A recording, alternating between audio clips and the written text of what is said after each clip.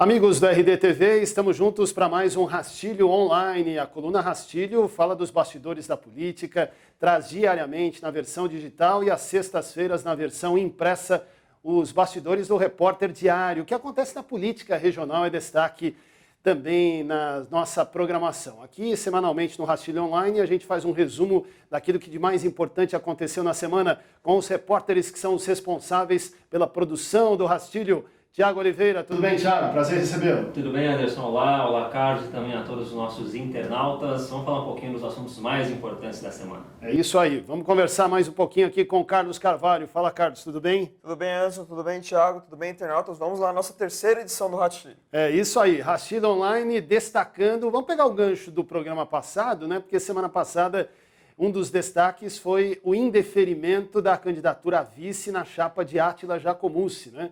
Júnior Orozco teve a candidatura indeferida e a expectativa, e o próprio Tiago que acompanhou isso, foi destaque durante toda a semana no Repórter Diário, a expectativa pela indicação do substituto ou da substituta. E a notícia que abre a nossa coluna Rastilho Online é a definição de quem vai ocupar o lugar de vice na chapa do Átila, né, Tiago? Uma definição em família, Anderson. Caseira. Caseira, exatamente. Foi uma semana de muita discussão no grupo político de Átila Jacomuzzi, porque, apesar de a candidatura de Átila ter sido deferida, a questão documental dele, está tudo ok, tudo certinho, quando há o indeferimento do vice, consequentemente toda a chapa é prejudicada. Então havia o risco, caso a Átila mantivesse o nome de Orozco, tentando recorrer, enfim, não indicasse um outro nome, havia o risco de toda a chapa ser barrada pela Justiça Eleitoral definitivamente. Então, naquele momento em que a candidatura de Orozco foi indeferida, já começou a se discutir no grupo de Átila Jacomuzzi, no grupo da família Damo, um nome aí para substituir. O martelo foi batido na última quarta-feira e o nome escolhido foi a sogra de Júnior Orozco, mãe de Vanessa Damo, esposa do ex-prefeito de Mauá, Leonel Damo. É a Alaide Damo, filiada ao PMDB, foi indicada como vice de Átila Jacomuzzi, portanto uma solução familiar, né? O cargo de vice já estava nas mãos da família Damo. Sim. E fazia parte do acordo de que esse cargo continuasse nas mãos da família Damo. Esse acordo que foi firmado semanas antes de Vanessa Damo perder o mandato na Assembleia Legislativa, né? Ela acabou desistindo da candidatura, declarou apoio à Átila. Então, a indicação de Alaide foi uma forma de manter o cargo de vice nas mãos da família Damo. Agora, o senhor Leonel é candidato também, não é ou não? O senhor Leonel Damo? Também é candidato, mas aparentemente não foi cogitado o nome dele para ser vice. Não, né? Então, foi o nome da esposa mesmo, que aliás foi presidente do Fundo de Solidariedade na época da gestão aí de Leonel Damo, né? Era a primeira dama e também a presidente do Fundo de Solidariedade. Então é candidata a vice de Átila. Até onde se sabe a única atividade política desta senhora, né? Não teve nenhuma, nunca foi candidata a nada, né? Sempre muito discreta aí como primeira dama, né? Quando o marido foi prefeito. Casada com Leonel Damo desde o comecinho dos anos 80. Em 81 teve aí duas filhas gêmeas, uma delas Vanessa Damo, né, que atualmente é superintendente do IBAMA em São Paulo e agora é candidata a vice de Átila Jacomuzzi. Pois é, e estamos a menos de um mês das eleições e ainda há dúvidas em relação a deferimento ou indeferimento de candidaturas. Também comentamos e foi destaque na coluna Rastilho, coberto esse noticiário político pelo Repórter Diário durante todas as últimas 2 semanas, especialmente, né, o caso em São Bernardo de Admir Ferro, né, Carlos? Exatamente. Existia a expectativa de Admir Ferro ser impugnado por uma questão de improbidade administrativa em relação a cartões de Natal enviados aos alunos, né? Ele teria usado a lista de alunos da prefeitura para mandar esses cartões. Quando ele era secretário de Educação. Quando ele era secretário de Educação em 2005. Isso. Porém, a Justiça afirmou que nem todo caso de improbidade administrativa é passível de indeferimento. Por quê? Porque no caso do Admir só foi uma multa. Ele não perdeu direitos políticos. Portanto, ele não teria motivos para perder a sua candidatura a vice-prefeito de São Bernardo. Porém, o juiz eleitoral, no meio da sentença, citou um outro caso de improbidade administrativa do Admir Ferro em relação a cartilhas escolares, também do ano de 2005, e esse é mais pesado. O Admir Ferro já foi condenado em primeira instância, se juntar multa, devolvimento ao erário público, dá mais de 4 milhões de reais. É uma grande multa. Porém, esse processo está no recurso no TJ em São Paulo, ou seja, em segunda instância. Isso não quer dizer que isso quer dizer que o Admir ainda pode perder sua candidatura a vice. Corre risco. Corre risco. Porém, ninguém sabe quando isso vai ser julgado.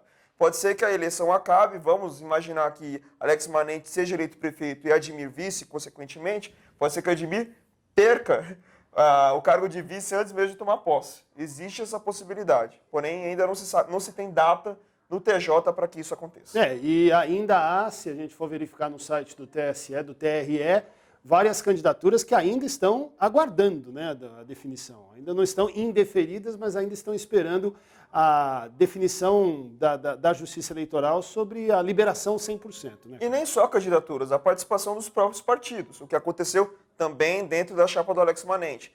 Se o leitor que acompanha o Repórter Diário lembra, no dia 5 de agosto, quando teve as convenções dos partidos, o PSB anunciou Antônio Cabreiro, vereador, como candidato a prefeito. Porém, ele mudou de ideia e voltou a apoiar Alex. O PSOL impediu o indeferimento porque considerava que a ata do PSB e do PPS estavam erradas. Quando o PPS constava o PSB na coligação e o PSB não estava na coligação. Porém,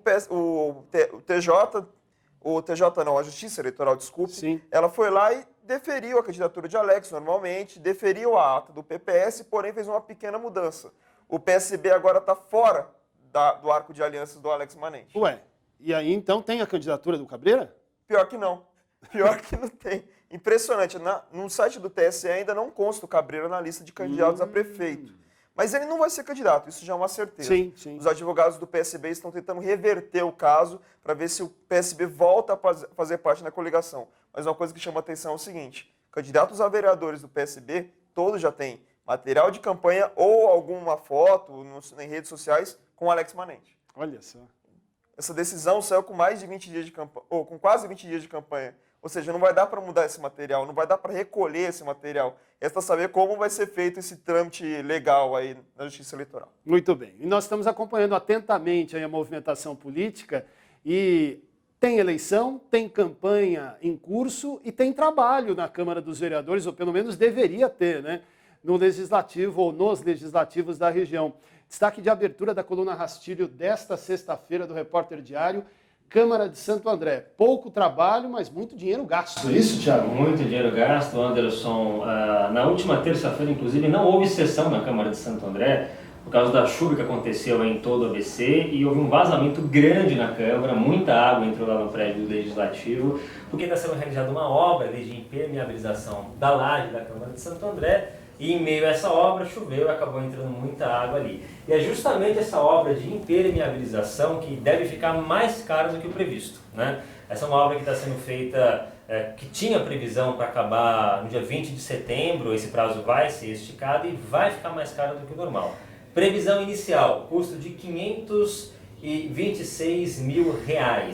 Era a previsão inicial desta obra. Deve aumentar em até 50% esse valor. Tá? Vai ter um aditamento, porque a empresa que faz essa obra, na hora que ela foi realizar ali a intervenção, ela percebeu que tinha uma outra camada de impermeabilização remanescente de uma outra obra do tipo que foi realizada em 2008. Que beleza. Ou seja, a Câmara de Santo André gastou mais de R$500 mil em 2008 para uma obra de impermeabilização. Que não resolveu o problema. Que não resolveu o problema, porque desde então a Câmara enfrenta problemas de goteira, teve que realizar uma nova obra, que é a que está acontecendo agora, que custa também mais de R$500 mil, quer dizer, só aí mais de R$1 milhão. E que pode ter um aditivo. Vai ter ainda um aditamento de contrato, porque vai ficar mais cara justamente porque tinha algo remanescente daquela obra anterior de 2008. Então vai ficar bastante caro. Eu espero que agora resolva. Já que gastou mais de R$1 milhão, pelo menos que as goteiras da Câmara de Santo André sumam de uma vez por todas. Porque é bom lembrar, né? Não é dinheiro dos vereadores, não é dinheiro do cidadão de Santo André. Você que é de Santo André, que está acompanhando aqui o nosso Rastilho Online, é você que vai pagar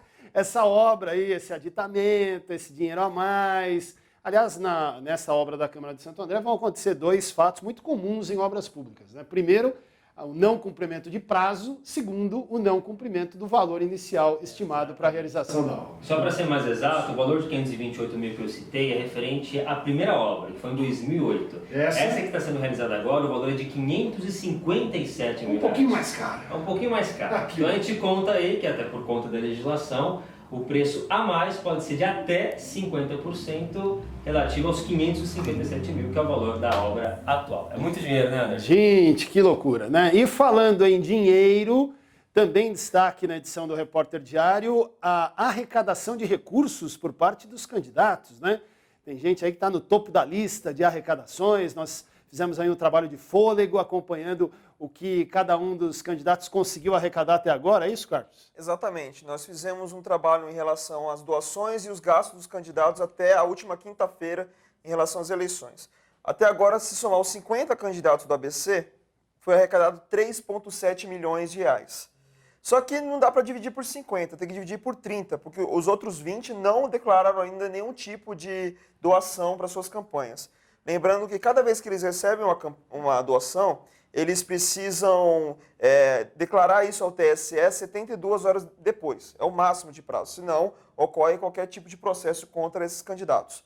E aqui no ABC, 5 candidatos somam juntos 64,5% de todo esse dinheiro. Mais de 2/3. Então, de tudo que foi arrecadado, está na mão de 5 candidatos. Na mão de 5 candidatos. Orlando Morando, com 612 mil, o que mais arrecadou até a última quinta-feira. Depois, José Eurico Júnior, com 580 mil. Alex Manente, 477 mil. Paulo Pinheiro, 400 mil. E Tarcísio Séculi, 324.500 reais. Olha aí, que coisa, né? Bem, e nós temos também em destaque esta semana, ainda falando, conectando o fato das eleições com o sentimento da população, né? A falta d'água está pautando a eleição em Santo André, né? Nós recebemos recentemente aqui no RDTV o superintendente da Sabesp na região do ABC, e ele contestou algumas falas do SEMASA a respeito da quantidade, do volume de água que a Sabesp tem oferecido à cidade de Santo André, porque o SEMASA diz que a Sabesp não manda água em quantidades suficientes, e o SEMASA respondeu, quer dizer, há uma briga aí grande, fora o fato de ter uma dívida enorme aí na justiça, não é? Mas o assunto continua repercutindo, não é, Tiago? Isso, mas a Sabesp garante que a falta de água em Santo André não é culpa da companhia estadual e muito menos tem alguma relação com a dívida que já chega aí a 3 bilhões e 300 milhões de reais, segundo a Sabesp. E continua essa briga, né? O SEMASA diz que as informações da Sabesp são mentirosas, que a água que chega para Santo André não é na quantidade que a Sabesp diz. A Sabesp diz em 288 litros. O SEMASA diz que é muito menos do que isso, né? E fica nessa briga também. O SEMASA também questiona o valor da dívida, que segundo o SEMASA seria bem menor do que esses 3 bilhões e 300 milhões de reais, e no meio dessa briga aí os moradores, principalmente do segundo subdistrito, enfrentando o problema de falta d'água. Aliás, bom lembrar que o SEMASA se posicionou por meio de nota oficial, está tudo descrito na edição impressa do Repórter Diário, também na versão digital, mas nós continuamos aguardando o destacamento de um representante da autarquia de Santo André para nos conceder uma entrevista também aqui no RDTV. O pedido foi para que o superintendente do SEMASA, o senhor Sebastião Neiva Júnior, possa estar conosco assim que a agenda dele permitir. Seguimos aguardando, já fizemos a solicitação. Também quero aproveitar nesse momento para destacar no meio político, né? Todo mundo coloca aí educação na pauta, né? Educação como prioridade para a gestão, e esta semana saíram os números do IDEB, e a situação aqui na região foi destaque, aliás, de primeira página do jornal Repórter Diário. Eu queria que vocês falassem um pouquinho também sobre isso, sobre o IDEB e os números aqui do ABC. Temos boas e más notícias ao mesmo tempo, né? O ABC se destaca já há bastante tempo no IDEB, principalmente em algumas cidades como São Caetano e São Bernardo, que já alcançaram a meta do IDEB, prevista para 2021, inclusive. Só que assim, o que a gente pode resumir dessa história? O desempenho no ciclo 1 do ensino fundamental vai muito bem no ABC, mas no ciclo 2 nem tanto.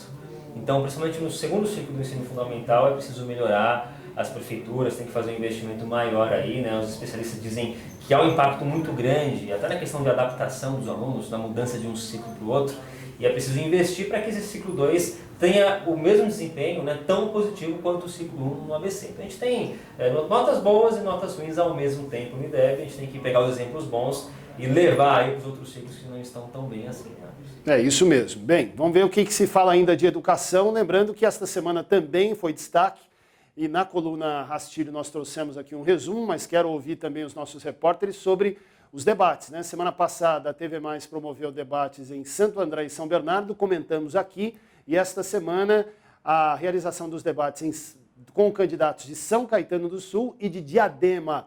Fale de Diadema, Carlos, qual foi o destaque?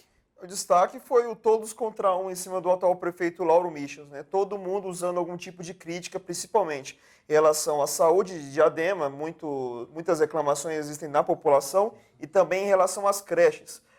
A falta de vagas, porém o Lauro Michels disse que criou 13 mil vagas de creches durante os 4 anos, e todo mundo rebateu afirmando que ele estava mentindo. Sim. Inclusive, esse fato de chamar o Lauro Michels de mentiroso até causou um direito de resposta para ele no meio do debate. Mas foi um debate agitado, cheio de provocações, até provocações do próprio Lauro, utilizando uma pergunta para Taka Yamauchi para falar do aumento de salário dos vereadores no ano passado, que eles tentaram aumentar para 49% seus salários, mas não conseguiram. Quer dizer, conseguiram, depois revogaram com pressão popular. Isso tentando atingir Vaguinho, do PRB, e Maninho, do PT. Enquanto isso, Maninho, do PT, e Vaguinho tentavam atingir Lauro tentou atingir, Vaguinho, por uma outra questão de um assessor de Vaguinho que teria usado um telefone público e não teria devolvido dinheiro também público. É uma história muito maluca que o Lauro relembrou ali no meio do debate. E Vaguinho e Maninho, os dois meio que fizeram tabela, um com o outro ali, tentando puxar cada um para suas propostas, para o seu plano de governo. Mas foi um debate muito agitado na TV+. São Caetano, o que você pode dizer, Thiago? Olha, Anderson, de todos os debates realizados até agora pela TV+, eu acho que o de Diadema foi o mais agitado, onde teve mais provocação, teve mais perguntas quentes. São Caetano foi um pouco mais tranquilo. O que teve mais polêmica em São Caetano foi a respeito da presença dos candidatos, né? Porque ficou uma dúvida, inclusive, a respeito da presença do próprio prefeito Paulo Pinheiro. Ele decidiu na última hora, né? A própria TV+, chegou a anunciar, mandar um e-mail, uma nota, anunciando que o prefeito Paulo Pinheiro não estaria presente no debate. De última hora ele acabou decidindo participar. Mas não estiveram Gilberto Costa, Vadinho e Lúcia Dalmas. Gilberto Costa, inclusive, tentou barrar a realização do debate na justiça, porque não foi convidado, achou injusto, enfim, não conseguiu, o debate acabou acontecendo, mas com a ausência desses 3 candidatos, a Lúcia, o Gilberto e o Vadinho. E me chamou a atenção, interessante, né, porque a gente sempre imagina que a principal briga ali, né, de São Caetano é entre o prefeito e Auríquio, que são os que aparecem ali à frente nas pesquisas. Mas Auríquio, por exemplo, teve momentos em que teve a chance de perguntar para o prefeito e não perguntou. Na hora ali, tem alguns momentos do debate que a pessoa pode escolher para quem vai perguntar, né? E houve momentos em que Auríquio tinha a oportunidade de perguntar para Paulo Pinheiro e escolheu não perguntar. Me chamou a atenção isso, né? Porque em tese seria a polarização mais natural, mas aparentemente ele quis fugir do embate mais forte aí, então foi um debate relativamente tranquilo em São Caetano. Muito bem, a palavra ausência para fechar a nossa conversa. Falávamos de falta de produtividade no Legislativo. Toda primeira segunda-feira do mês tem reunião dos prefeitos no consórcio intermunicipal.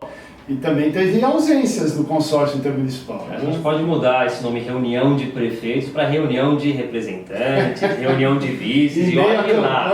E olhe lá, porque olha, na última reunião do consórcio intermunicipal, 2 prefeitos estiveram presentes, dos 7. Um deles que não é candidato à reeleição, Luiz Marinho, de São Bernardo, e o outro, Gabriel Maranhão, de Rio Grande da Serra. Todos os outros ausentes. Lembrando que parte deles está em licença, inclusive, né? Lauro Michels, de Diadema, Donizete Braga, de Mauá. O próprio Luiz Marinho está de férias, né? São os 3 que estão aí ausentes, né, de férias para se dedicar à campanha.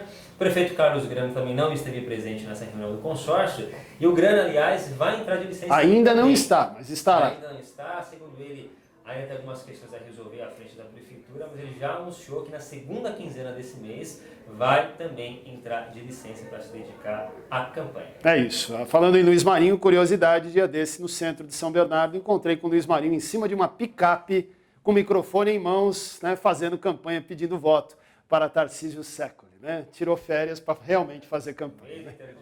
Para fazer campanha. Tiago, um grande abraço, muito bom tê-lo aqui. A gente lê as matérias, acompanha o trabalho no Repórter Diário e volta a se encontrar aqui no Rastilho Online semana que vem. Grande abraço. Combinado. Obrigado, Anderson. Até a próxima, Carlos. Um abraço também para você, caro internauta. Continue acompanhando as notícias no repórterdiario.com.br. Muito bom. Carlos, grande abraço para você também. Ótimo trabalho. Até a próxima, meu caro. Valeu, Anderson. Valeu, Thiago. Valeu, internautas. Lembrando, pedindo para vocês se inscreverem no nosso canal no YouTube, youtube.com/Repórter Diário. Assim, você, toda vez que tiver um vídeo novo, você vai ter uma notificação no seu celular ou no seu computador.